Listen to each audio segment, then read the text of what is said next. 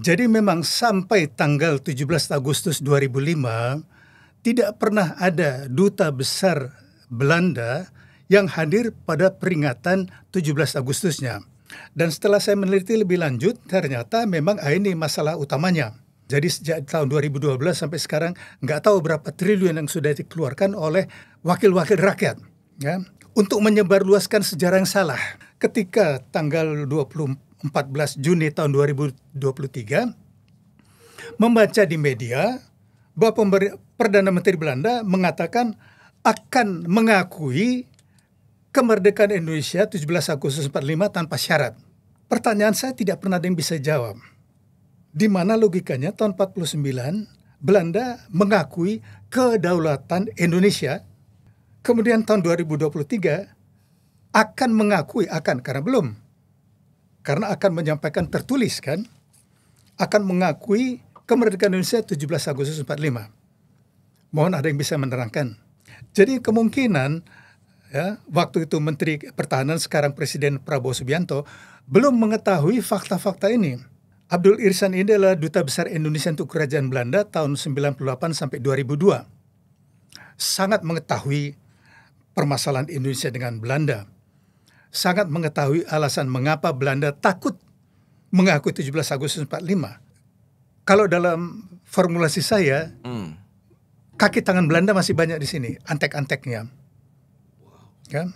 Dan saya bilang terus terang, antara lain yang bekerja untuk kepentingan Belanda itu Menteri Luar Negeri yang pernah saya berhubungan langsung.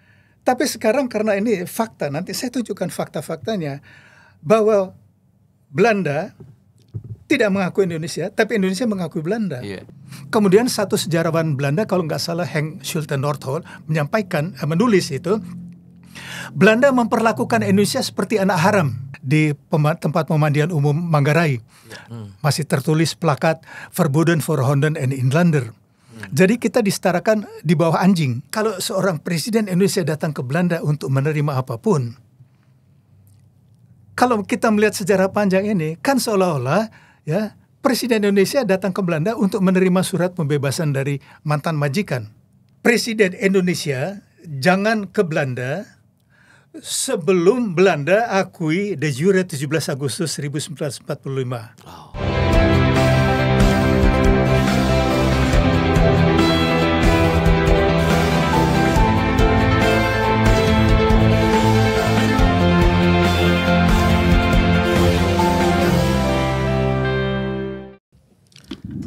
Kembali lagi di podcast Keadilan TV. Di berbagai media diberitakan bahwa Presiden Prabowo Subianto akan hadir atau telah hadir sebenarnya plat kita taping ini dalam sidang umum PBB di New York pada tanggal 23 September 2025 yang lalu. Kemudian tanggal 26 September beliau akan ke Belanda. Dan kami mendapat informasi yang cukup mencengangkan sebenarnya, mengagetkan. Baru saja kami terima sebuah kebenaran mungkin yang selama ini mungkin sengaja dikaburkan.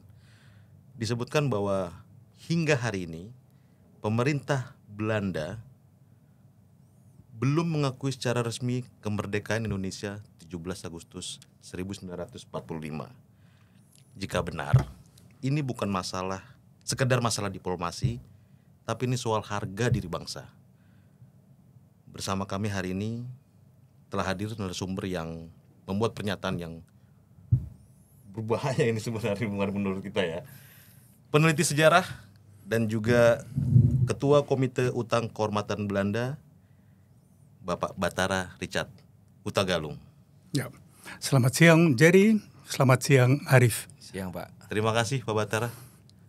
Tadi kita udah buka Pak dengan awalan kata yang kita memakai istilah mengagetkan, mencengangkan.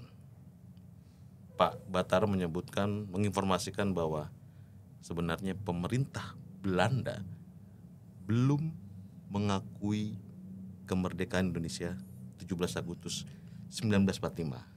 Betul Pak? Iya, betul sekali. Bahkan banyak yang menganggap saya salah. Tapi kita buktikan dengan data dan fakta. Apa yang ingin Bapak katakan dengan kaitan dengan ini, Pak? Ya, jadi kelihatannya 99,99% rakyat Indonesia, mungkin termasuk Jerry dan Arif, Betul. ya, tidak mengetahui bahwa sampai detik ini Belanda tetap tidak mau mengakui kemerdekaan Indonesia 17 Agustus 1945.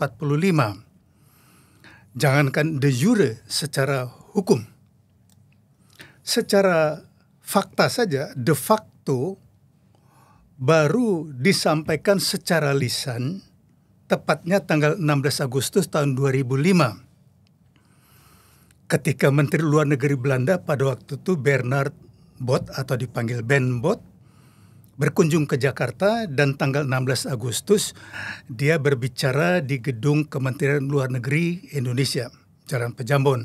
Baik. Intinya dia sampaikan pertama bahwa dengan kehadirannya dia ini adalah kehadiran pertama kali petinggi dari pemerintah Belanda hadir pada peringatan 17 Agustus kemerdekaan Indonesia.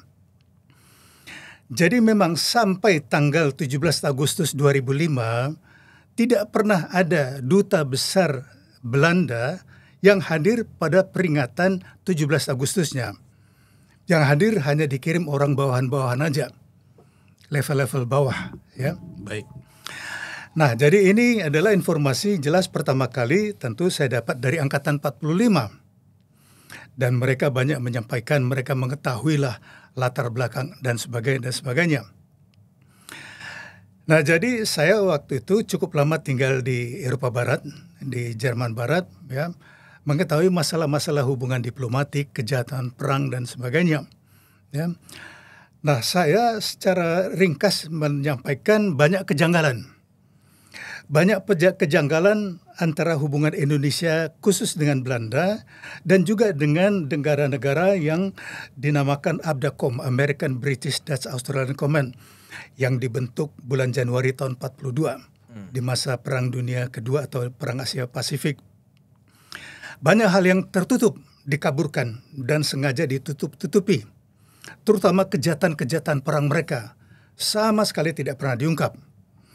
Nah, saya waktu itu cukup lama di Jerman Barat, di mana mengalami bahwa sejak saya datang ke situ tahun 65, selalu masih suasana Perang Dunia Kedua itu masih sangat ramai. Terutama yang mereka angkat itu adalah kejahatan-kejahatan perang Jerman di masa Perang Dunia Kedua, kejahatan Jepang, dan sebagainya.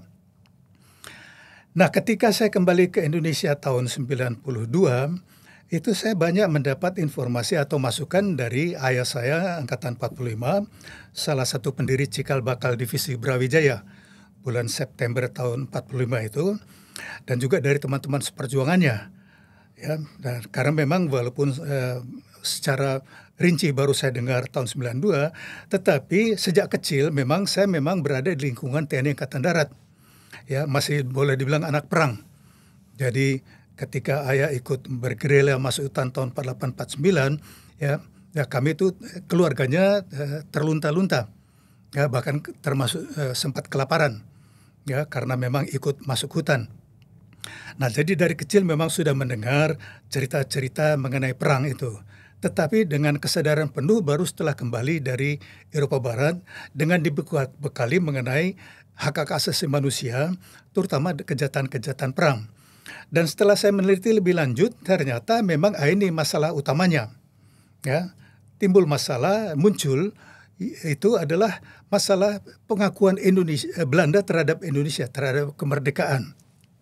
Secara singkat begini, jadi ternyata yang diyakini oleh seluruh rakyat Indonesia bahwa Belanda telah mengakui kedaulatan Indonesia itu kan ada di buku-buku di mana-mana. Ada di buku materi sosialisasi 4 pilar, ya, yang dengan anggaran tahun ini 1,17 triliun, yang lalu dengan anggaran ratusan miliar. Jadi sejak tahun 2012 sampai sekarang nggak tahu berapa triliun yang sudah dikeluarkan oleh wakil-wakil rakyat, ya, untuk menyebarluaskan sejarah yang salah. Banyak sekali. Dan yang terpenting ini adalah mengenai masalah kedaulatan. Ya. Jadi sekarang coba baca di sini, ya, ini di halaman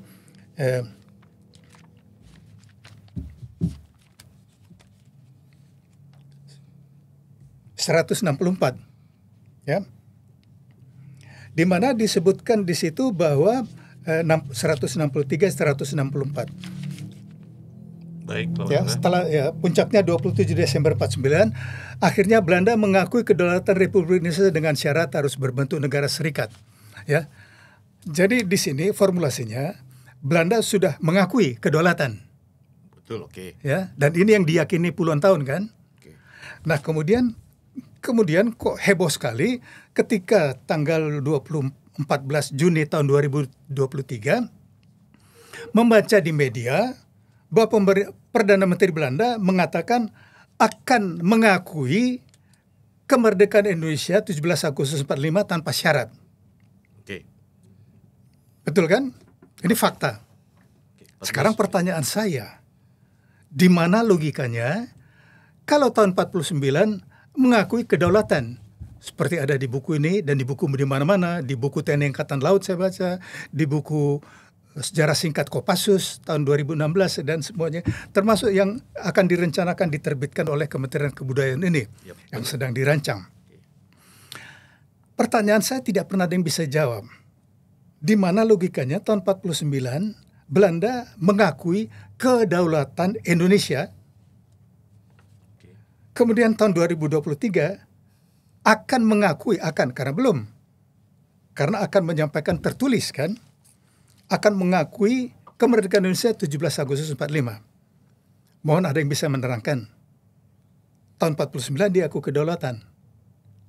Tahun 2023 diakui kemerdekaan. Jadi selama ini kita berdaulat, tapi dijanjikan akan diakui. Kan itu belum tertulis. Dia akan menyampaikan tertulis. Jadi bagaimana dulu kita berdaulat, tapi belum merdeka? Bisa mikir nggak? Kemudian 2023 diakui kemerdekaannya, tapi baru dijanjikan akan diberikan tertulis, tapi belum. Sampai detik ini kita podcast ini apa? Ya, sampai podcast ini berarti belum ada surat pernyataan itu. Apakah itu pengakuannya de facto? Karena saya ada di sini berita dari media di Belanda. Jadi kalau di Indonesia hanya diberitakan bahwa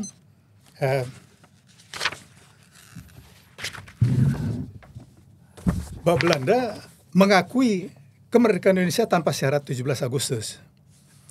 Tapi di sini ada penjelasan dari Perdana Menteri yang dia maksud. Jadi waktu di parlemen harus dilihat dulu situasinya, mengapa sampai dia spontan terucap kalimat tersebut. Di parlemen Belanda? Di parlemen Belanda. Oke. Ya, tanggal 14 Juni tahun 2023. Tapi kemudian di luar gedung, di depan wartawan, baru dia jelaskan. Yang dia maksud dengan mengakui itu adalah dia sebutkan di sini as historical fact. Fakta sejarah. Sebagai fakta sejarah. Jadi artinya de facto kan, bukan de jure. Dan dia sampaikan mengenai hukum, ya, Netherlands continues to hold legally to 1949, when the Netherlands handed over power and bloody war. Ya, jadi kalau dari segi hukum tetap tahun 49, dan ini nggak diberitakan di media-media di Indonesia. Ya, jadi ini sangat mengacaukan. Bahkan waktu itu juga Menteri Pertahanan Prabowo Subianto juga kelihatannya gembira bahwa Belanda sudah mengakui. Jadi kemungkinan waktu itu Menteri Pertahanan sekarang Presiden Prabowo Subianto belum mengetahui fakta-fakta ini. Oleh karena itu saya berpikir tugas saya sebagai seorang bangsa Indonesia, tugas dan kewajiban adalah memberikan informasi yang sebenarnya kepada Presiden Republik Indonesia, siapapun itu presidennya. Dan ini saya sudah lakukan sejak tahun 2013 berdasarkan dorongan dari Bapak Abdul Ihsan.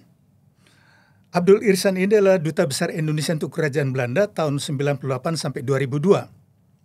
Sangat mengetahui permasalahan Indonesia dengan Belanda, sangat mengetahui alasan mengapa Belanda takut mengakui 17 Agustus 45. Jadi yang perlu dipertanyakan yang disampaikan oleh Perdana Menteri Belanda Mark Rutte, apakah itu menerima acceptance as historical fact atau recognition de jure. Ya. Nah, mungkin orang awam tidak tahu perbedaan antara de facto dan de jure. Jadi singkatnya, de facto itu adalah fakta sejarah, fakta kenyataan. Ya, mereka menerima sebagai kenyataan sejarah, tetapi tidak mengakui secara hukum. Oke, saya coba stop di situ, Silakan. Pak. Bapak menganggap melalui bacaan yang pernah Bapak baca dan media di Belanda, sampai detik ini Indonesia tidak pernah dianggap Belanda itu merdeka pada tahun 45, 17 Agustus 45. Ya. Itu kan, iya kan, Pak. Yang kedua, sudah triliunan, mungkin ratusan triliun semenjak MPR ada itu mencetak buku itu, Pak. Ini satu badan MPR. Belum tadi Bapak ngomong ada Kopassus, ada Angkatan Laut dan buku-buku sejarah lain, ya kan? Yang menganggap bahwa Belanda itu sudah mengakui kita ini merdeka di tahun itu gitu. 45. Apa yang akhirnya menjadi acuan kita selama ini, Pak? Ya, jadi kelihatannya begini. Kalau dalam formulasi saya, kaki tangan Belanda masih banyak di sini, antek-anteknya. Ya? Dan saya bilang terus terang, antara lain yang bekerja untuk kepentingan Belanda itu Menteri Luar Negeri yang pernah saya berhubungan langsung itu Hasan Wirayuda. Ya.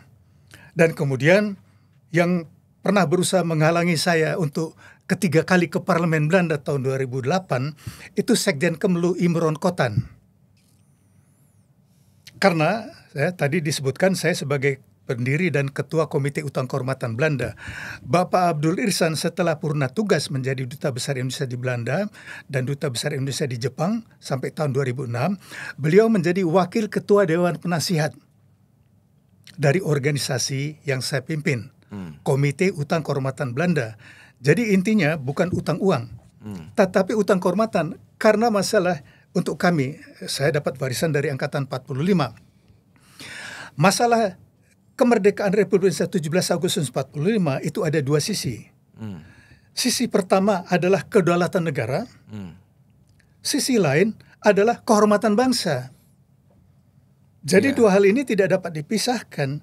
Jadi apabila ada satu negara yang tidak mengakui kemerdekaan Indonesia 17 Agustus 45, berarti tidak atau merendahkan kedaulatan negara dan melecehkan kehormatan.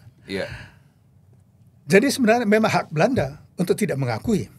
Iya, sama kayak misalnya yang hari ini terjadi perdebatan di PBB kan, Pak? Iya, betul. Jadi begini, jadi hak Belanda tidak mengakui. Hak Israel tidak mengakui Indonesia kan? Hak Taiwan tidak mengakui Indonesia. Tapi kan resiprokal.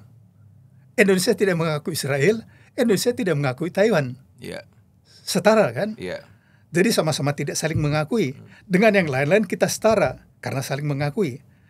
Tapi sekarang karena ini fakta, nanti saya tunjukkan fakta-faktanya bahwa Belanda tidak mengakui Indonesia, tapi Indonesia mengakui Belanda. Nah, sorry Pak, maka tadi saya bertanya, kira-kira buku bacaan yang selama ini kita baca, pengetahuan sejarah yang selama ini kita ketahui tentang Belanda itu sudah mengakui kita, itu sumbernya dari mana? Ya, termasuk ini, tanyakan kepada penyusun atau pengarang buku MPR ini. Bapak nggak pernah meneliti itu. Siapa ini yang memberikan ini? Anggaplah misalkan Antek Belanda, kan kayak nggak mungkin Antek Belanda. Ya, percaya nggak? Sejak 2013 saya sudah kritik ini, sudah sampaikan tertulis. Waktu itu saya sampaikan langsung kritik saya tertulis dan ada di weblog saya. Bisa dilihat tanggalnya kan Januari 2013. Saya sampaikan ke sekretaris atau staf ahlinya Ketua MPR waktu itu namanya Putut Trihusodo. Iya. Saya sampaikan langsung, kalau dia masih ingat, saya serahkan, saya datang ke MPR menyampaikan inilah kritik-kritik saya mengenai persoalan ini. Juga dia mengetahui sekali dengan saya sudah menuntut pemerintah Belanda sejak tahun 2002. Ketika di Belanda mereka merayakan besar-besaran 400 tahun VOC, ya, kami dengan Angkatan 45 menuntut pemerintah Belanda minta maaf atas penjajahan dan perbudakan, dan juga agresi militer. Nah, ini kami selenggarakan seminar kerjasama dengan pemerintah Belanda tanggal 3 dan 4 September tahun 2002. Ini ada buktinya, ada bukunya. Ya. Jadi ini bukan baru. Jadi ini terbukti bahwa kami resmi hitam di atas putih menuntut pemerintah Belanda sejak 20 Maret tahun 2002. Jadi jangan dibilang dadakan, 23 tahun lalu. Lengkap datanya. Jadi kami sangat mengetahui. Jadi mengenai dari mana sumbernya, mesti tanya mereka. Jangan tanya saya. Mungkin nggak Pak, dulu kejadiannya atau Bapak pernah baca untuk menenangkan massa, untuk menenangkan masyarakat Indonesia, bukan by government to government, arti Indonesia dan Belanda, tapi perseorangan gitu. Ada orang Belanda ngomong ke Soekarno atau ada orang Belanda ngomong ke Hatta gitu, udah saya merdekakan kamu, saya akui kemerdekaan kamu. Tapi bukan government ya, tapi person to person gitu. Iya, sebenarnya bukan person, tetapi begini. Sebenarnya baca dengan cermat hasil formulasi konferensi meja bundar. Linggarjati. Apa judulnya di situ? Transfer of Sovereignty. Dalam bahasa Belanda, Soevereiniteitsoverdracht. Dalam bahasa Indonesia adalah pemindahan, transfer, pemindahan kedaulatan dari pemerintah Netherlands India Belanda kepada pemerintah, yang diperhatikan, Republik Indonesia Serikat. Di dalam Republik Indonesia Serikat itu terdiri dari 16 negara bagian dan daerah otonom. Republik Indonesia yang berkedudukan di Yogyakarta ibu kotanya, dan pemangku jabatannya itu adalah Asaat Datuk Mudo, itu satu dari 16 negara bagian. Jadi kalau dibilang transfer, tahu kan transfer uang dipindahkan dari satu rekening ke rekening lain. Inilah paralelnya, transfer of sovereignty, pemindahan kedaulatan dari pemerintah India Belanda kepada pemerintah Republik Indonesia Serikat. Artinya, Republik Indonesia Serikat ini adalah kelanjutan dari pemerintah India Belanda kan? Ya, logiknya seperti itu. Ya, ya secara hukum. Karena dipindahkan aja kedaulatannya.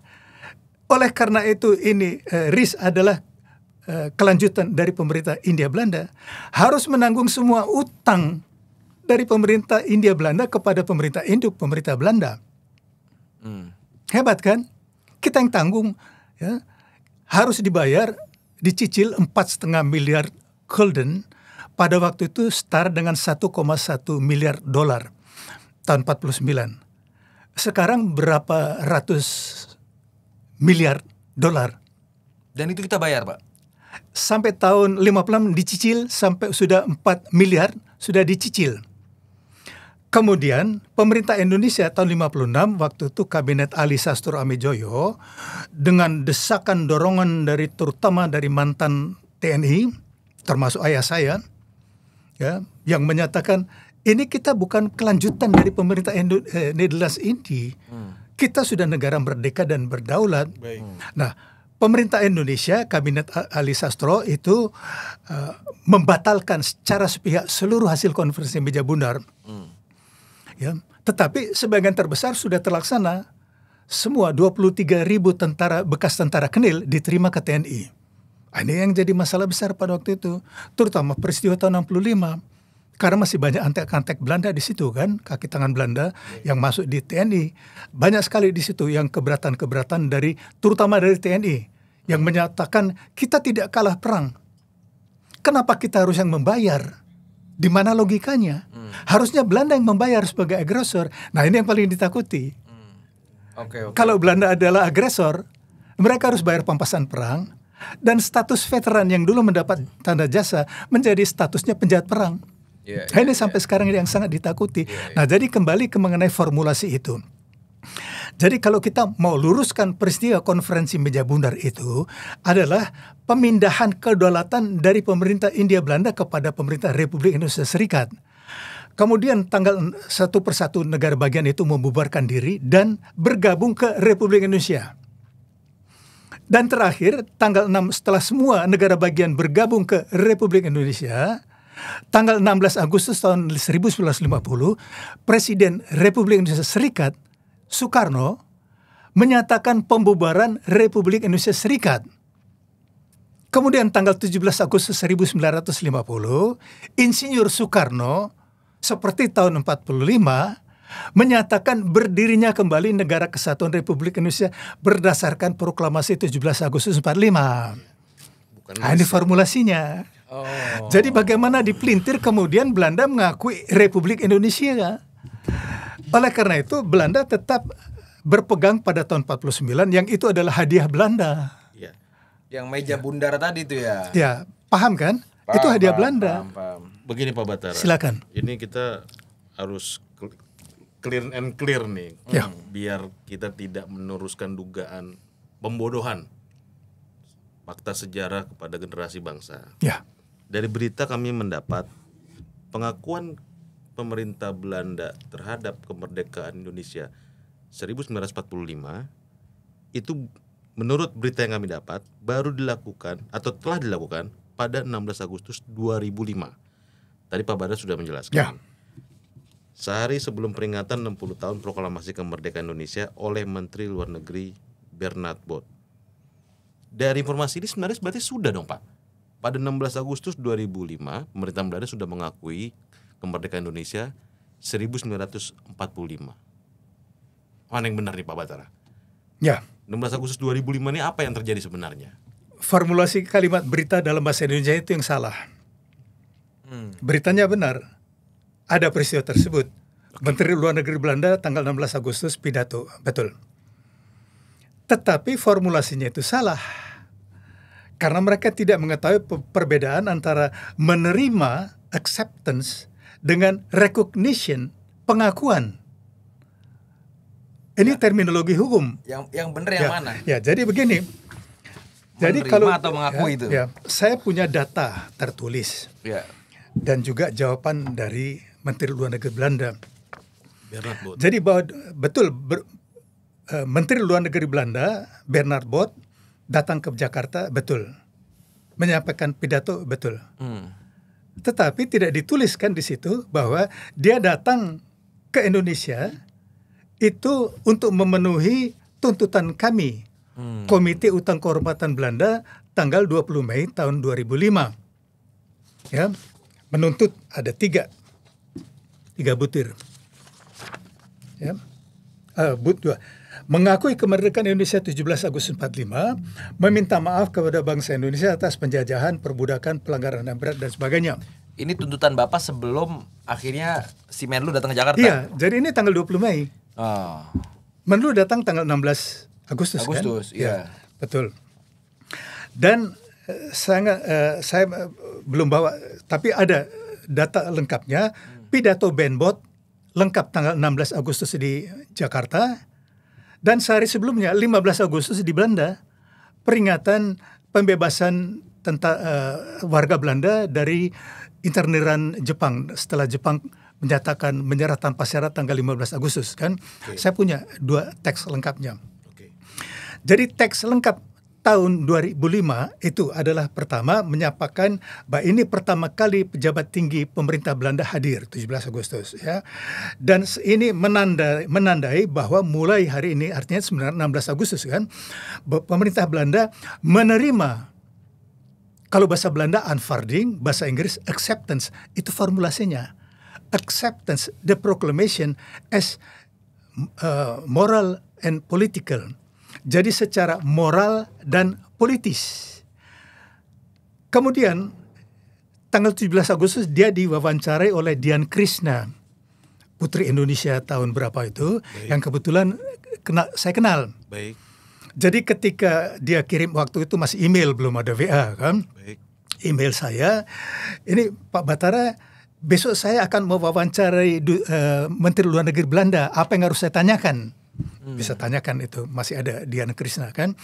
Saya kirim di situ teksnya. Pertama tanyakan mengapa dia sebutkan itu mengakui secara moral dan politis, tidak de facto secara yuridis.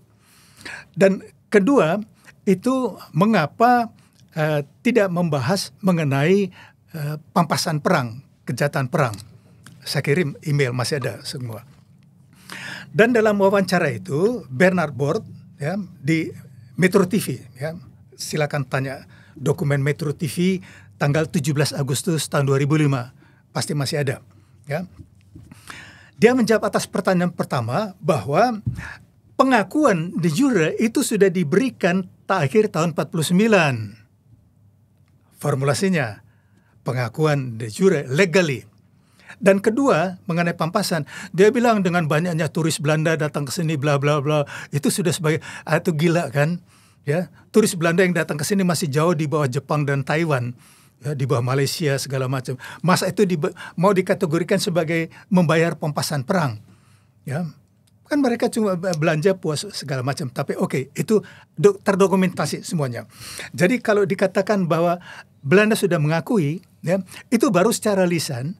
Dan formulasinya acceptance secara politik dan moral.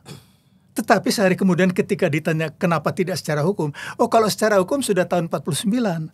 Dan ini kan diulangi oleh Perdana Menteri Belanda Mark Rutte tanggal 14 Juni tahun 2023. Bisa nanti saya bacakan. Kemudian begini. Jadi itu baru lisan. Kemudian ketika Presiden Susilo Bambang Yudhoyono rencananya bulan Oktober tahun 2010 mau ke Belanda, situ sudah sampai di bandara, tapi kemudian mendapat berita bahwa kelompok RMS sudah menggugat Presiden dengan tuntutan singkat, ya, di pengadilan Belanda agar menangkap Presiden Indonesia begitu menginjakkan kaki ke Belanda. Begitu menginjakkan kaki ke bumi Belanda, maka itu sudah masuk yuridiksi Belanda dan sudah bisa ditangkap untuk kejahatan segala macam.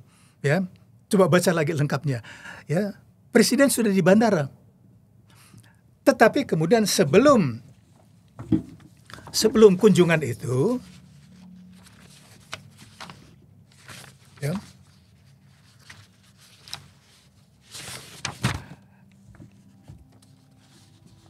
nah, tanggal 30 September tahun 2010 di Solo Pos itu disampaikan penjelasan dari staf khusus Presiden Hubungan Internasional Teuku Faisal Shah. Dia menyampaikan surat sudah diinisiasi tanggal tahun 2009. Ya. Nah, ini yang paling penting. Ini pertama kali Presiden RI akan melakukan kunjungan kenegaraan resmi ke Belanda semenjak proklamasi kemerdekaan 65 tahun 9. Baik. Ya. Selanjutnya, waktu Pak Harto, Gus Dur, Bu Mega dahulu bukan kunjungan kenegaraan. Jelas vice. Ya. Nah, jadi sementara kunjungan kenegaraan nanti berlangsung atas undangan bla bla bla, dan dalam kesempatan ini pemerintah Belanda akan memberikan secara tertulis pengakuan tersebut, katanya. Oke. Nah, jadi setelah membaca ini, saya membuat tulisan yang sudah saya kirim kemana-mana juga kan. Baik. Dengan judul Presiden Susilo Bambang Yudhoyono berkunjung ke Belanda sebagai apa? Ya. Nah, ini juga merujuk sebenarnya kepada kalimat dari Bapak Abdul Ihsan, nanti saya bacakan ya. Sudah dijelaskan kepada kami, Bapak Abdul Ihsan adalah Duta Besar Indonesia untuk Belanda 98 sampai 2002. Nah, jadi masalah yuridisnya begini. Terbukti sampai detik ini Belanda belum mengakui de jure kemerdekaan Indonesia 17 Agustus 45. Jadi kalau siapapun, ya, apalagi kalau seorang presiden, nggak usah sebut namanya, seorang presiden Indonesia berkunjung menginjakkan kaki ke Belanda sebagai apa? Karena Belanda tidak mengakui 17 Agustus 45. Ya, jadi dia bukan presiden Republik Indonesia. Belanda hanya mengakui RIS 27 Desember 49. RIS sudah dibubarkan tanggal 16 Agustus tahun 50. Jadi bukan Presiden RIS. Kalau gitu sebagai apa? Turis. Atau mitra dagang. Perjanjian dagang segala macam. Selama ini kita kan udah menjalani hubungan kedua negara ini Pak Batara. Hubungan diplomatik ini berarti, maaf saya kesimpulan ilegal atau bagaimana Pak? Ya, pertanyaan sangat bagus. Saya sudah sampaikan waktu saya memberi ceramah kuliah umum di Universitas Syekh Kuala bulan Maret tahun 2013 dan juga ketika diskusi di MPR bahwa hubungan Indonesia dengan Belanda ini janggal. Ya. Pertama karena Belanda tidak mengakui kemerdekaan Indonesia, Indonesia mengakui Belanda. Dan kemerdekaan Indonesia menurut bangsa Indonesia adalah 17 Agustus 45 dan Undang-Undang Dasar kita Undang-Undang Dasar 45 ya. Sedangkan RIS itu memakai Undang-Undang RIS. Ya. Undang-Undang RIS dengan RIS sudah dibubarkan ya, berarti sudah tidak dipakai. Jadi Undang-Undang RIS berdiri tahun 49 kan.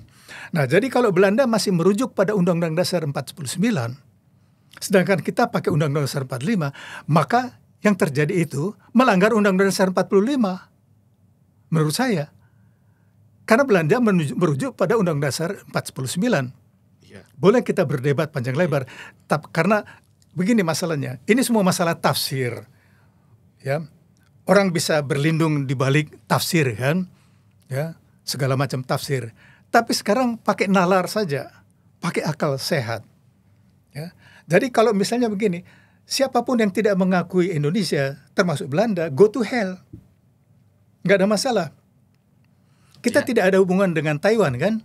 Tapi selain tidak ada kedutaan besar, semua hubungan dagang terbesar, ya TKI kita lebih dari 200.000, sempat tahun 2000-an, turis Taiwan itu nomor 4 terbesar di Indonesia dan sebagainya tidak. Atau kita dengan Israel, kita kutuk Israel. Tapi di era Orde Baru, ya Mossad itu kerjasama dengan Bakin, kerjasama erat, ya. Kita bahkan membeli pesawat tempur F-16 kalau nggak salah dari Israel dengan disamarkan seolah-olah kalau nggak salah dari Finlandia dan sebagainya. Jadi artinya tidak ada masalah. Tidak ada kerugian. Kerugian kita justru kehormatan bangsa. Karena seperti Angkatan 45 menyampaikan, proklamasi 17 Agustus 45 itu adalah kedaulatan NKRI dan kehormatan bangsa. Jadi dua-dua ini diinjak oleh Belanda dengan tidak mengakui. Kalau saya ditanya go to hell. Tetapi yang menjadi masalah adalah adanya duta besar Belanda di sini, duta besar Indonesia di sana. Ada di Belanda. Bagaimana mau menjelaskan secara logika? Kalau tidak ada pengakuan de jure-nya. Ya, dan ini sudah jelas belak-belakan. Tatap muka saya sampaikan kepada Menteri Luar Negeri Belanda Maxim Verhagen bulan Januari tahun 2009. Sebelumnya 1 jam berdebat dengan dirjen politiknya Peter de Hooyer ya, mengenai masalah ini. Jadi setelah berdebat 1 jam dengan dirjen politiknya, saya diundang bertemu dengan Menlu. Saya ulangi lagi, saya sampaikan, saya ngajarin dia. Apabila dua negara mau berhubungan diplomatik, seharusnya keduanya saling mengakui dan menghargai. Dalam hal ini kalau Anda tidak mengakui Indonesia, Indonesia mengakui Belanda, bagaimana mau menjelaskan ini? Dia tidak bisa jawab. Recognition of dignity ya, Pak? Ya, jadi begini, kami waktu ke Parlemen Belanda pertama kali 15 Desember tahun 2005 membawa kasus Rawa Gede, kami sampaikan konsep Komite Utang Kehormatan Belanda yang diformulasikan dengan Angkatan 45. Karena perjuangan kami ini sejak tahun 94 bersama Angkatan 45. Kami menawarkan rekonsiliasi yang bermartabat, reconciliation with dignity, antara dua bangsa yang sederajat. Jadi kalau misalnya ya, Belanda tidak mengakui kita tidak dapat melakukan rekonsiliasi karena kita tidak sederajat. Ya, supaya kita yang telah berjalan bersama-sama selama 400 tahun, kita memang banyak konflik, tetapi banyak manfaat kedua belah pihak, betul ya. Tetapi kita belum bisa berrekonsiliasi karena kita tidak setara. Jadi hanya ada dua cara untuk kita setara. Belanda mengakui kemerdekaan 17 Agustus atau kita putus hubungan-hubungan. Setara lagi kan, saling tidak mengakui. Dan ini sudah disarankan oleh Bapak Abdul Ihsan dalam bukunya yang beliau meninggal 2013, tetapi sebelumnya tentu sudah banyak berdiskusi dengan kami. Dan saya membacakan saja kalimat beliau. Ya. Ini buku sudah saya serahkan waktu Idul Fitri hari kedua kepada Menteri Luar Negeri Indonesia Bapak Sugiono. Buku yang sudah saya beri catatan-catatan. Dan juga beberapa berkas mengenai hubungan Indonesia-Belanda. Tahun ini berarti ya Pak? Ya. Tahun ini berarti? Iya, beberapa bulan yang waktu Idul Fitri. Oke, baik. Ada foto-fotonya. Fotonya. Jadi saya bacakan saja kalimat Bapak Ihsan, dan kalau Bapak nanti Bapak Sugiono juga kebetulan melihat podcast ini, bisa dibandingkan. Mungkin beliau belum membaca karena terlalu sibuk kan. Saya ingatkan saja, ini sudah ditulis dan buku ini sudah ada di Bapak Sugiono. Kalimat yang ditulis Bapak Ihsan. Seharusnya kunjungan Presiden RI ke Belanda hanya dilakukan justru setelah pemerintah Belanda mengakui terlebih dahulu kenyataan politik dan hukum. Bukan moral, dan hukum. Kehadiran Negara Kesatuan Republik Indonesia NKRI di bumi Nusantara bukan Republik Indonesia Serikat. Jelaskan kalimatnya. Ya. Seperti keinginan Belanda. Nah ini. Kalau Belanda menolak, tentunya Indonesia harus bersikap lebih tegas untuk menghentikan hubungan diplomatiknya dengan Belanda atau menurunkan tingkat perwakilan atau minimal mengurangi jumlah personal dan sebagainya. Kan jelas tahapan-tahapan yang ditulis oleh Duta Besar Indonesia di Belanda 1998-2012. Beliau itu termasuk senior. Sebelumnya kalau nggak salah Duta Besar untuk Selandia Baru dan kemudian 4 tahun sebagai Duta Besar Indonesia untuk Jepang. Jadi judul bukunya ini adalah catatan kritis diplomat RI yang pernah bertugas di 2 negara bekas penjajah. Satu-satunya. Izin saya potong Pak. Bapak setuju dengan statementnya Pak Ihsan ini? Ya sangat mendukung karena sudah jelas juga sejalan dengan wejangan dari Angkatan 45. Beliau kan duta besar Pak. Ya. Waktu itu ada upaya-upaya untuk mengupayakan untuk mendapat pengakuan secara de jure nggak? Ya, inilah kami buktikan mengenai tuntutan kami.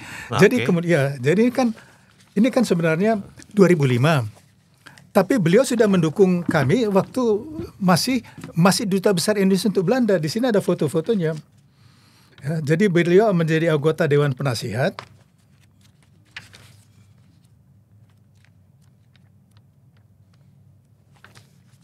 Ini. Oke, baik. Ini bulan Juni tahun 2002.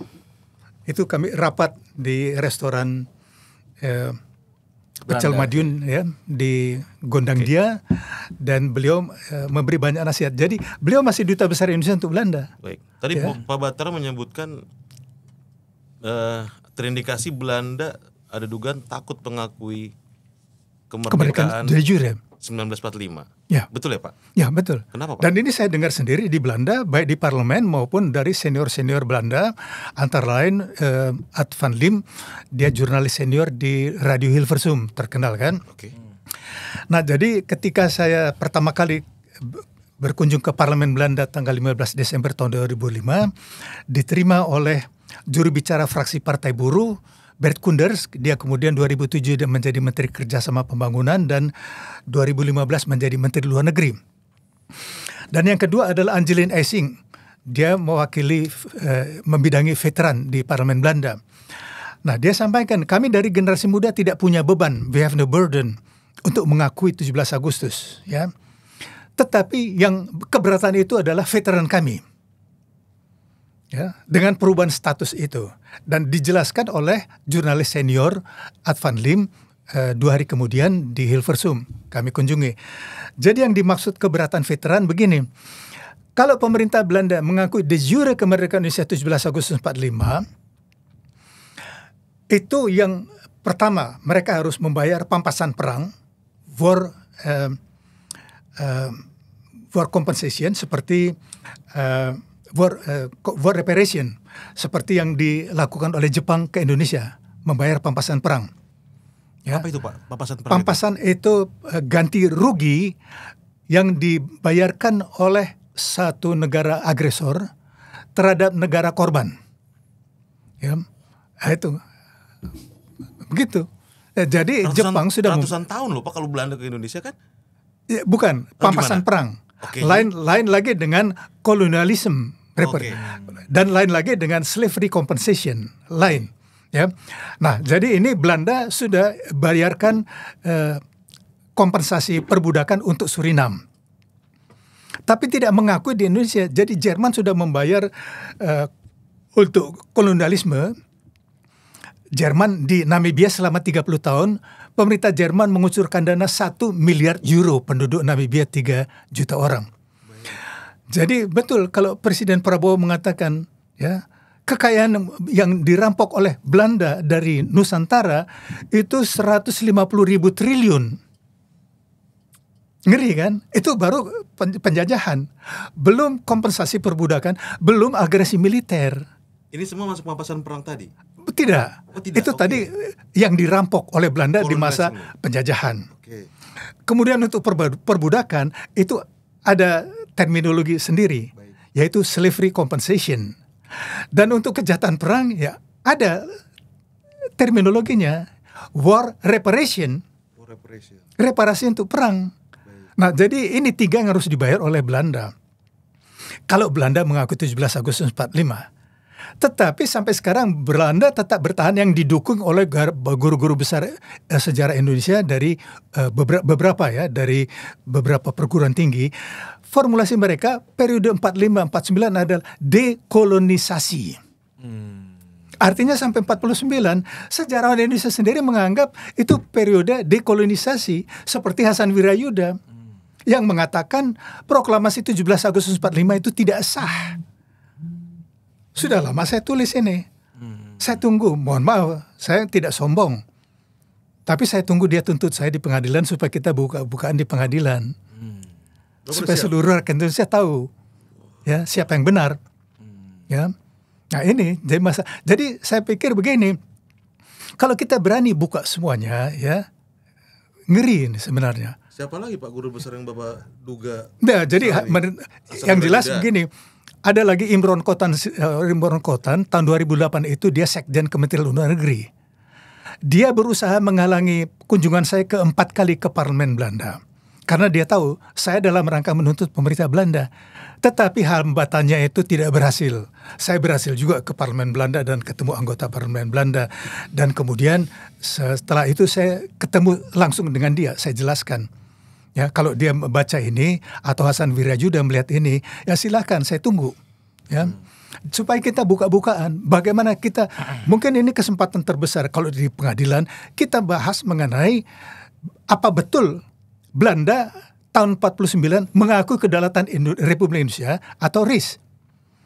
Apakah betul tanggal 14 Juni tahun 2023 Perdana Menteri Belanda mengatakan mengakui kemerdekaan Indonesia.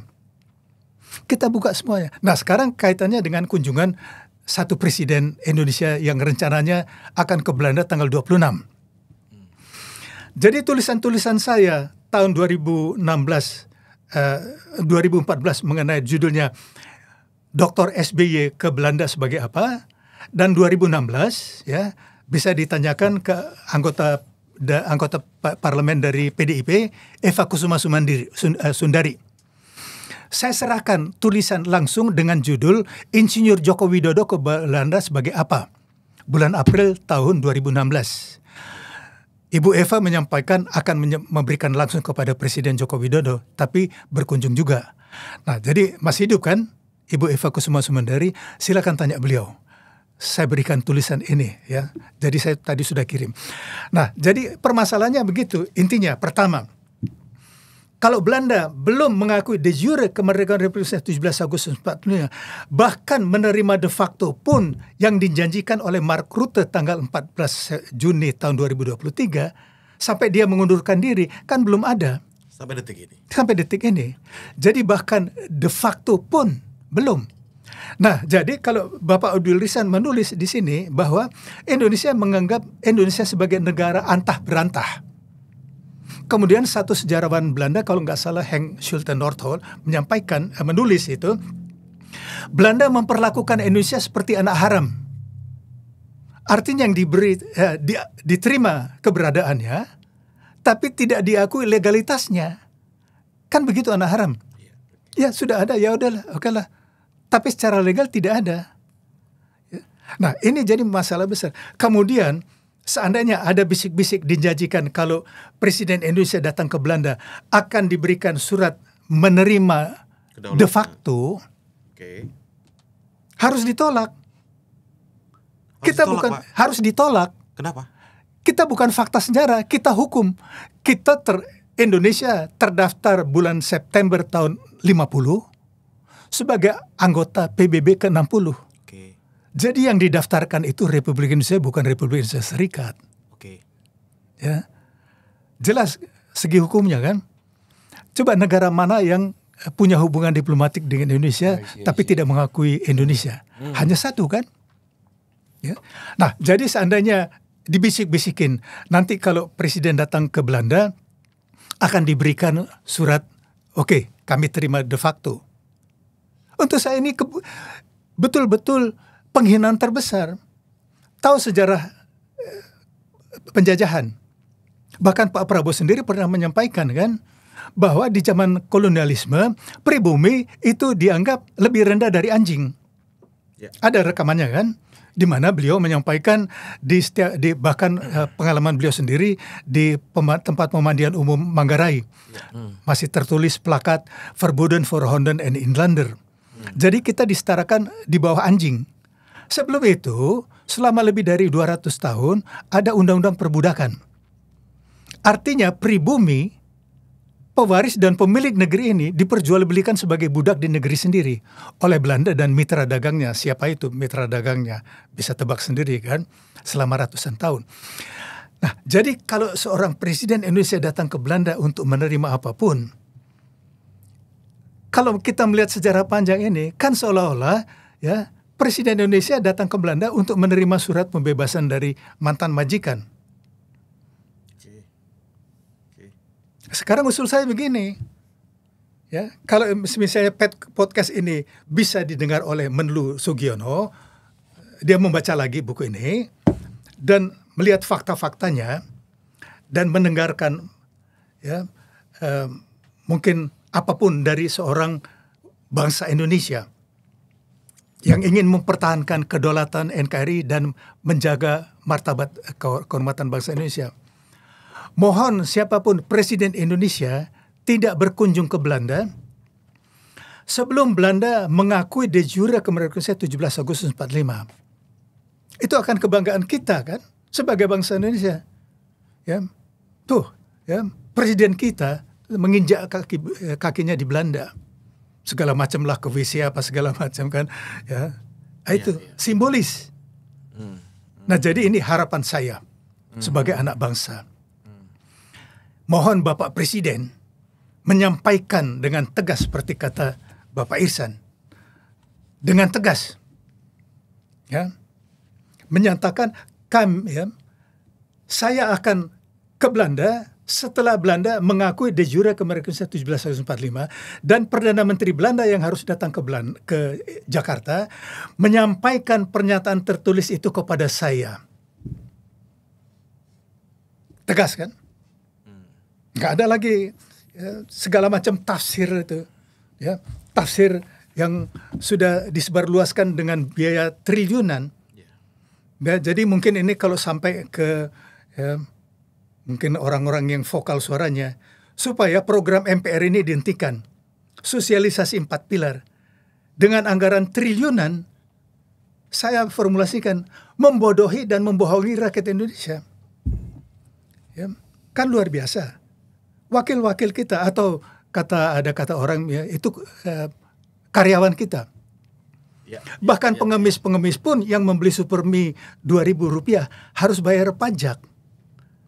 Jadi kalau mereka menjadi pemulung, tetapi wakil-wakil yang dia gaji itu joget-joget, bagaimana perasaannya?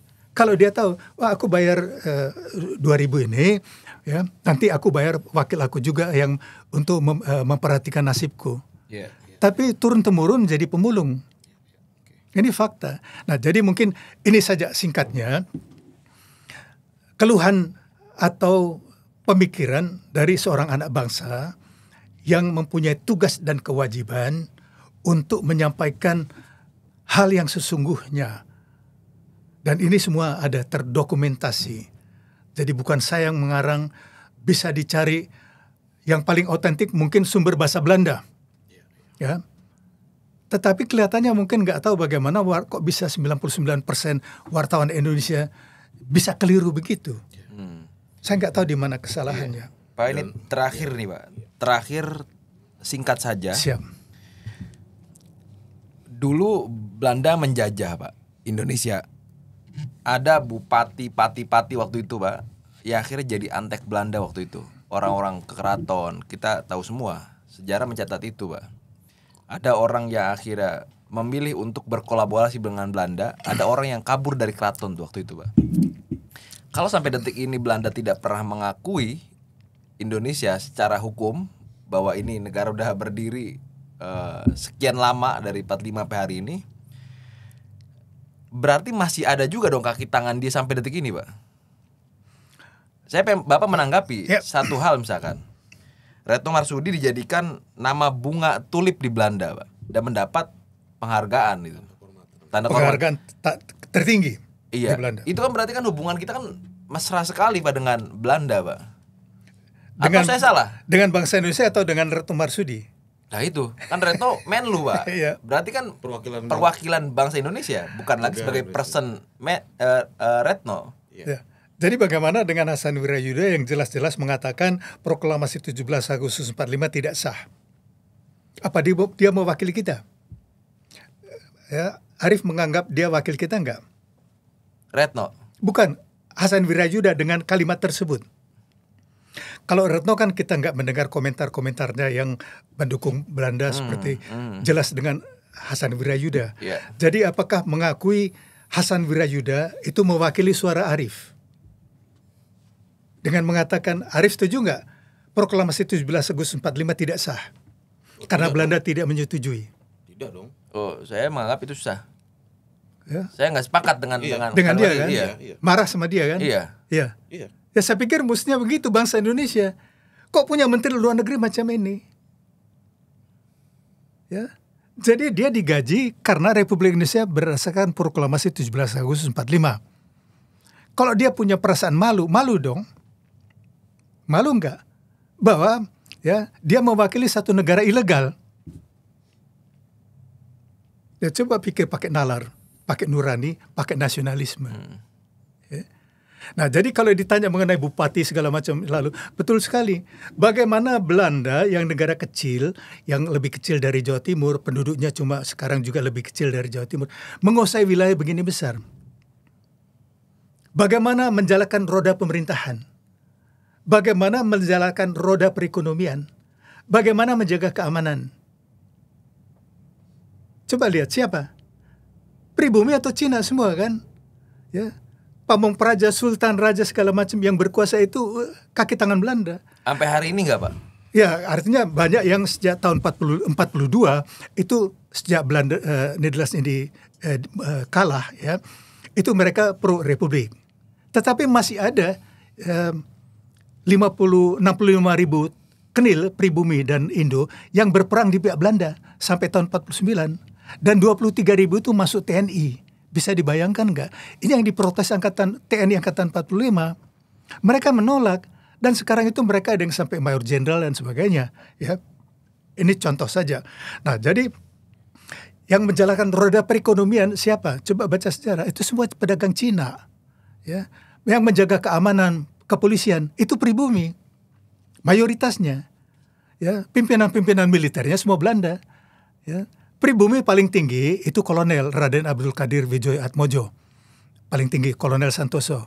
Tapi Mayor Jenderal Mayor Jenderal tituler itu Sultan Hamid II, Sultan Pontianak yang pernah menjadi ajudan Ratu Belanda dengan pangkat Mayor Jenderal. Ya.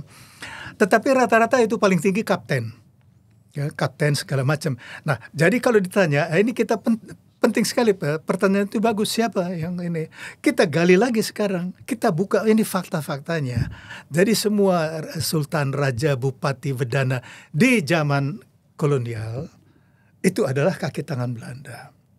Hold sampai di situ. Iya, Kita iya. next episode. Ini segmen yang baru tajam sekali nih. Oke, jadi benar. Iya. Jadi intinya sekarang ini mungkin ya, Iya. mungkin ini untuk kedaulatan TV. Ini pertama Keadilan kali TV, kita buka Keadilan TV, Pak. kita buka lembaran sejarah. Iya, Ya, oke. saya pikir saya lihat kan, Iya. ya Jerry dan Arif banyak baru mengetahui hal ini. Oh iya, iya. Ya. Iya, Pak. Nah, jadi rakyat Indonesia dapat informasi dari mana? Dari media kan. Sekarang dari media online, podcast, Iya, iya. sampai jutaan Baik. yang membaca. Baik. Iya. Baik. Jadi saya pikir ini media paling tepat untuk ya. Oke, silakan nanti kalau ada yang berbeda pendapat, silakan aja datang ke sini, mungkin lebih seru Oh iya, gitu oh ya. iya, siap. Oke. Terima kasih Pak Batara. Setelah ini kita akan diskusi dengan topik kedua, tapi kita tutup dulu tema yang ini. Iya. Dan kembali lagi sudah gamblang jelas himbauan dan juga tuntutan permintaan Pak Batara, Presiden Republik Indonesia ke Belanda sebagai apa? Ya, bukan. Kira-kira seperti Boleh itu. saya formulasikan. Boleh. Jadi mungkin himbauan saya, Iya. ya, Presiden Indonesia jangan ke Belanda sebelum Belanda akui de jure 17 Agustus 1945. Oke. Baik. Jelas. Siap. Ini saya hanya menyampaikan kalimat Bapak Abdul Ihsan. Ya. Iya. Baik. Terima kasih. Oke, terima kasih Pak Batara. Demikian podcast bersama Pak Batara Richard Huta Galung. Terakhir, salam persatuan Indonesia. Merdeka. Merdeka.